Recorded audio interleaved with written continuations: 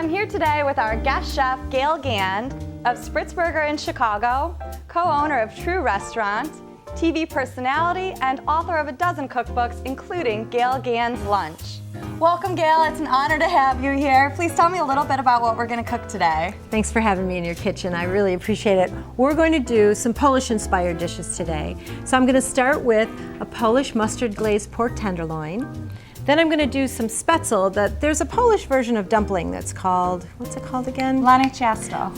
Right, that will make something like that. Then I'm going to do some salad with beets, carrots, and a little bit of orange juice. So Great. Nice roasted beet salad, and then we'll end with some chocolate pudding. So you want to get started? Yes. So first up, we have the Polish mustard glazed pork tenderloin. Right, and it is super easy and simple to do, which is part of why I love this recipe so much. I start with a Ziploc bag, and I'm just going to put all the marinade ingredients right in the bag. Then the pork tenderloin goes in as well, and we're going to let it sit together for a little while.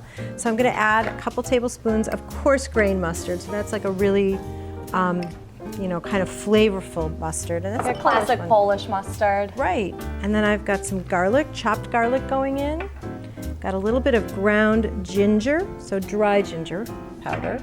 I've got some fresh thyme here, but if you don't have fresh, if it's not the time of year or you can't find it, dry is perfectly fine. All right, we'll just want to make sure that you use a little bit less of the dry herb versus the fresh. Right, because it is a little bit more intense. And then I'm going to put a little bit of black pepper in there, ground.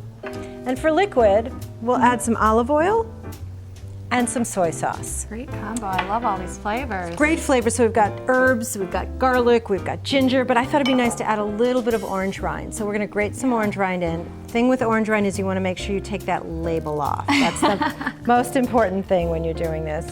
And I'm just going to use a microplane, which is my new best friend, definitely. It's the easiest way to grate rind. You just kind of rub the fruit right across the surface. And you can see it takes off just the just the outside. Yeah, where the oils are, but not the pith where it's bitter. Yeah. So you just kind of like swipe it across. It's very like perfuming. You can smell the orange. There we go. So that's our marinade. I'm going to go ahead and add a pork tenderloin. This is about a pound and a half going in the bag. The bag there. Thanks, Basha. There we go. Get it in there. And then I seal it up. I give it a quick sort of massage your pork tenderloin, just to work all those flavors in. Yeah, to mix the flavors and to work them into the tenderloin itself. Now at this point, you could let it sit for about an hour in the refrigerator to absorb those flavors. Yeah. And then roast it in the oven at 400 degrees for about 20-25 minutes till it comes to an internal temperature of 140. Okay. Or you could leave this in the fridge for a day or two. If you're not making this for today and you're making it for tomorrow or the day after, you could just let it sit in the fridge and pull it out when you're ready to roast. So while that's roasting in the oven, let's go ahead and make the Spaetzle, which I think is easy, simple. It's just a combination of flour, so all-purpose flour that you've got in the house, some eggs, some milk. I'm going to use Dijon mustard on this one to flavor it. Okay. A little bit of salt and some ground nutmeg, fresh ground nutmeg or store-bought, but same rule applies. If you're going to grate it fresh yourself, pull back on the quantity because it is a little stronger than the pre-grated one. And then I snip some chives in at the end. If you've got fresh chives going in the garden, perfect. Those look so beautiful. If not, go ahead and buy some. But this is the batter all mixed together. And then I thought I'd bring out my special Spaetzle maker for this. So this is kind of like a cheese grater. Yes, like one side of it almost. Yeah, it's got holes in it, and then it's got this little sort of dispenser for the batter that you move across it to try to force the batter down into boiling water. So let's go ahead and you're going to hook it on the pot with that little hook there. Okay. Now you could also use a colander if you wanted, but suspend it over. It's a little hard to kind of wipe or swipe the batter through, but this kind of does it for you. We're trying to get the holes, the little droplets. Right, you're trying to force this batter, which it's a pretty thick batter, you can see, but that gives for like a nice chewy dumpling at the end. Then you're just going to go back and forth. Now the first couple times nothing happens because it needs to kind of get softened up, but after a while you'll start to see that batter like drip through the holes in there into the boiling water. Yeah, so it's these strands of that batter, and because it's egg and flour, it makes for a nice sort of chewy little dumpling. Once they fall into the boiling water, pretty rapidly they float to the top.